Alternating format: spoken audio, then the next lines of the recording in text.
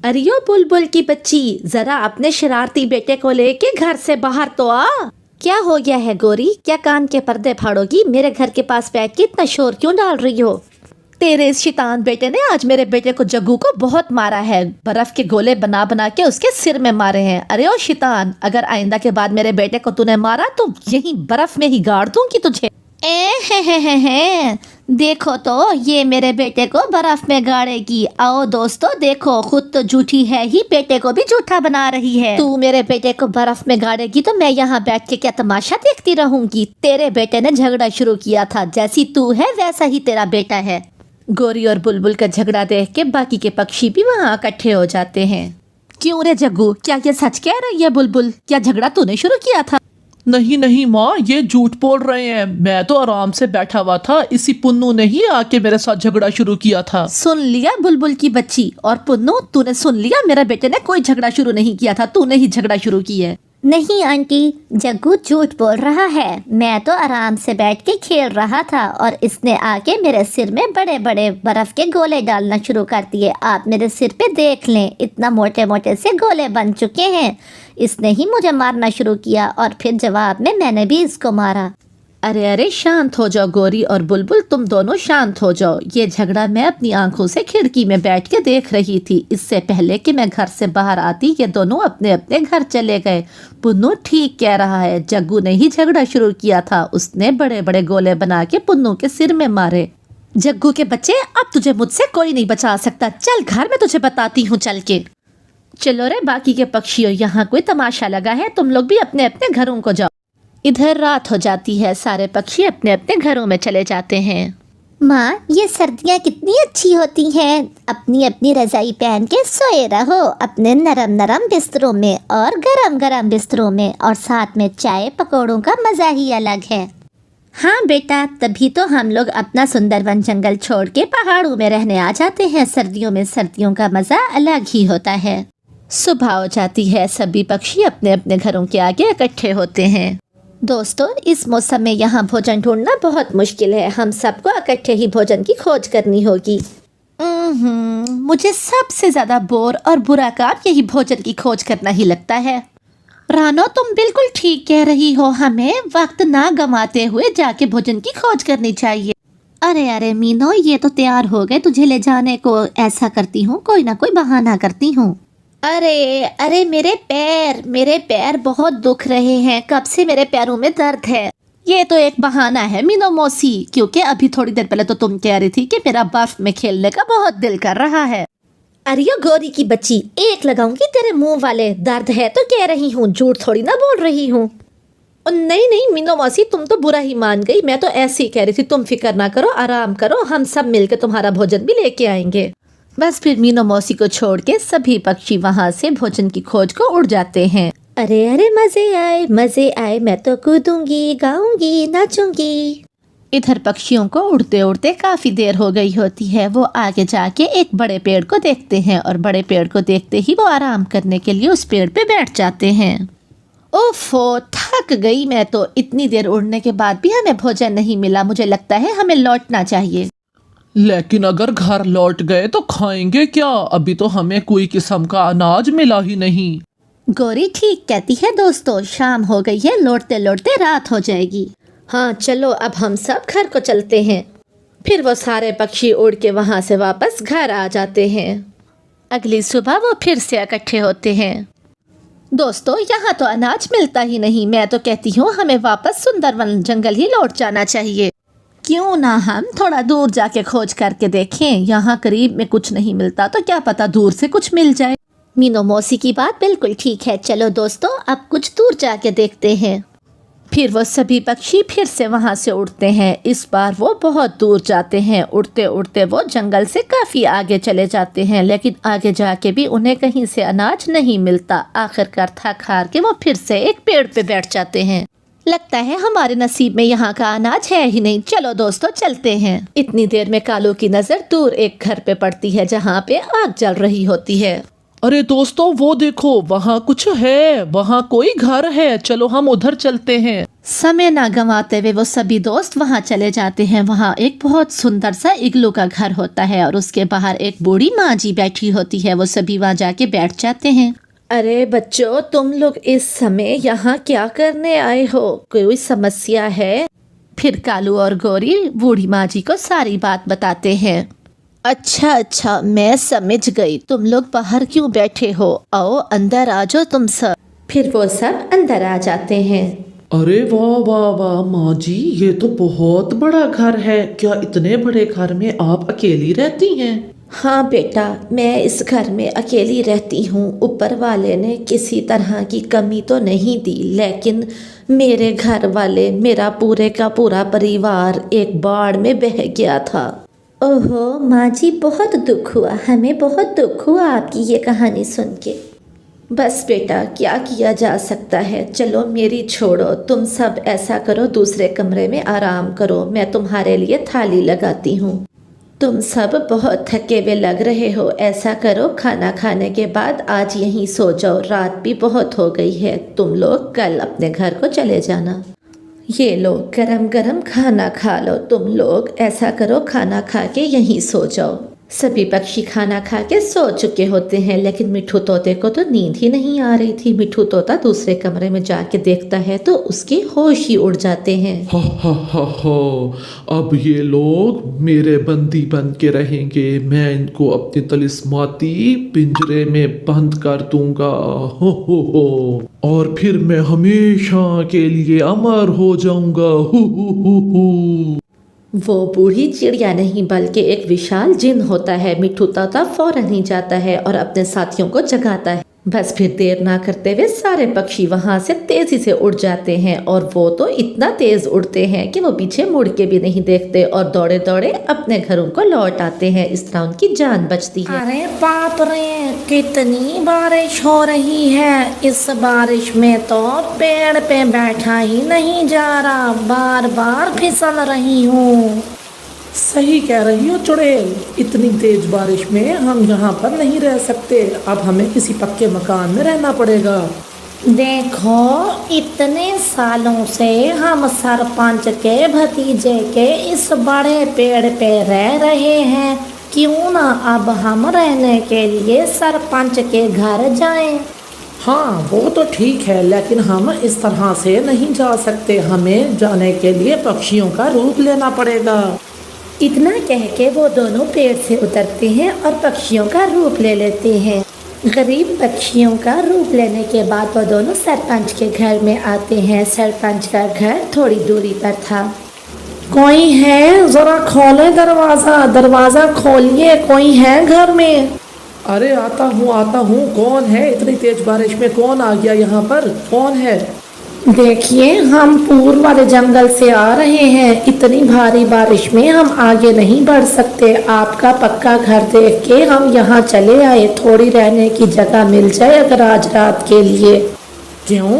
यहाँ रहने की कोई जगह नहीं मिलेगी। मैं तुम्हें पहले बताए देता हूँ। चले आते हैं, ना जान ना पहचान, हम तुम्हारे मेहमान। ऐसा कहते हुए सरपंच उनके मुंह पे दरवाजा बंद कर देता है।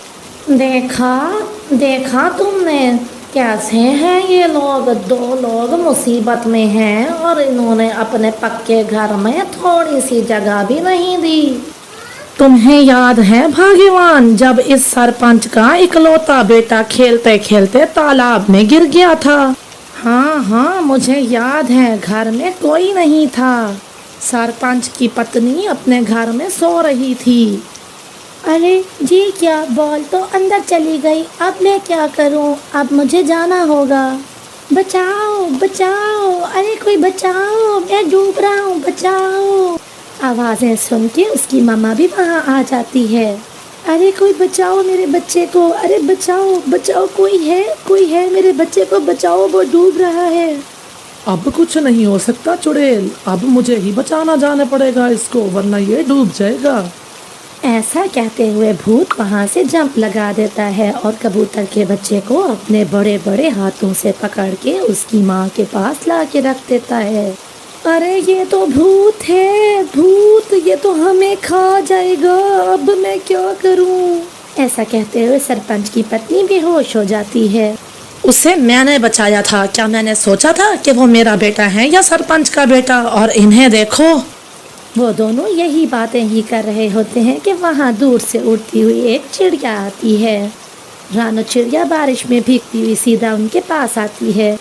सुनिए, अगर आपको बुरा ना लगे तो मैं एक बात कहूँ। मैं एक नौकरानी हूँ, मेरे हालात कुछ ख़ास नहीं है, लेकिन आप इतनी तेज़ बारिश में कहाँ से चल के आ रहे हो? आप अगर चाहो तो मेरे साथ मेरे घर में रह सकते हो। अरे बहना, इतना क्यों सोच रही हो? तुम्हारा कहना ही हमारे लिए बहुत है। चलो तुम्हारे घर चलते हैं। फिर रानो चिड़िया आगे आगे और वो दोनों उसके पीछे पीछे वो सीधा रानो चिड़िया के टूटे फूटे घर में आ जाते हैं। ये मुझ गरीब का घर है, आप लोग घर में बैठिए, मैं आप दोनों के लिए खाने को कुछ लेके आती हूँ। आपकी मेहमान नवाजी का बहुत बहुत शुक्रिया बहन, हम आपका ये एहसान कभी नहीं भूलेंगे।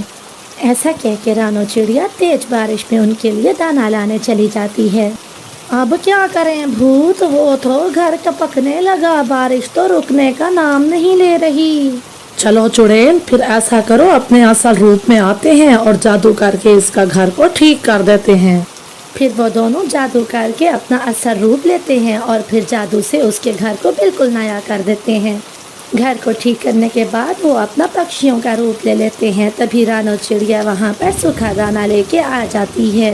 मैं सरपंच के यहाँ काम करती हूँ और मेरे पास यही कुछ ही खाने के लिए है। इतना ना सोचो बहन, जो तुमने प्यार से ला के दिया हमारे लिए वही बहुत है। चलो हमारे साथ खाओ तुम भी। चुड़ैल, भूत और रानो चिड़िया सभी दाना खा लेते हैं।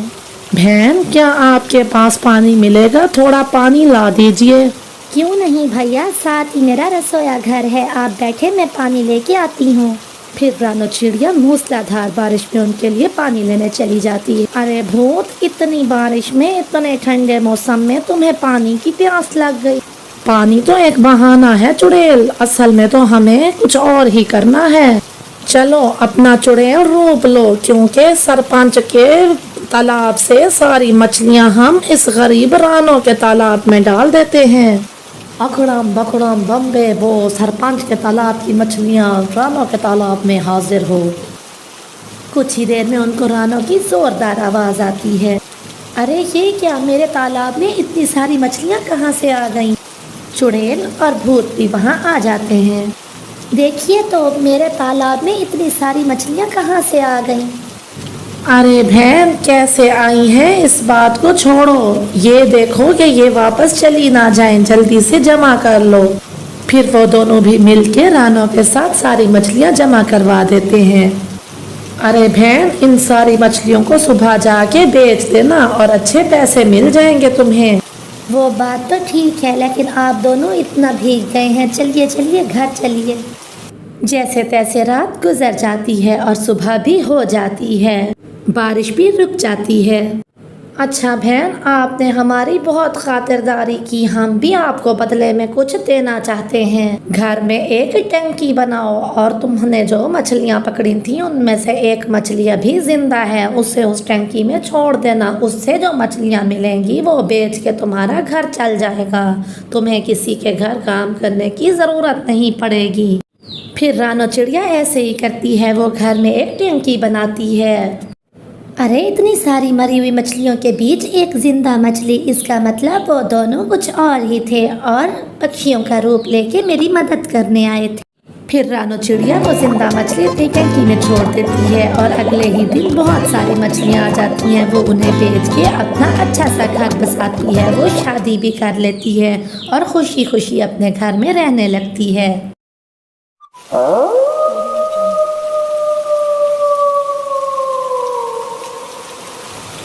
ये भेड़ियों की आवाज़ और ये तेज़ तूफानी बारिश, आधी रात बीत गई। बल्लू गुड़िया, कहाँ चले गए तुम दोनों? ऐसे परेशानी में रानी गए अपने झोंपड़े से बाहर निकल आती है।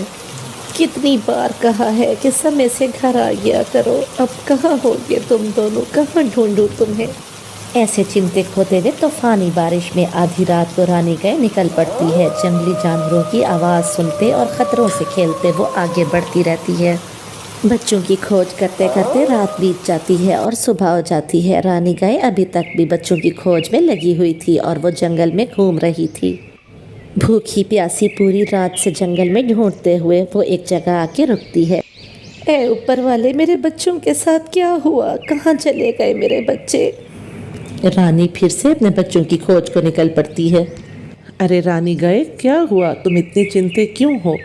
क्या बताऊं हिरन, कल से मेरे बच्चे घर नहीं लौटे। न जाने कहाँ होगी मेरी गुड़िया और कहाँ होगा मेरा बल्लू। ये भी तो हो सकता है कि वो किसी भेड़िए या किसी और दरिंदे का शिकार हो गए हों। तुम तो जानती हो इस जंगल को।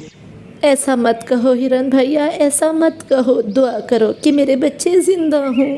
ऐसा कहते हुए रानी गाय फिर से चल पड़ती है। वो ढूंढते ढूंढते नदी के पास पहुंच जाती है। वो नदी के उस पार से अपने बच्चों को आता देखती है। बल्लू, गुड़िया। माँ, आप यहाँ? तुम दोनों कहाँ चले गए थे? मैं कल रात से पागलों की तरह तुम्हें ढूंढ रही हूँ।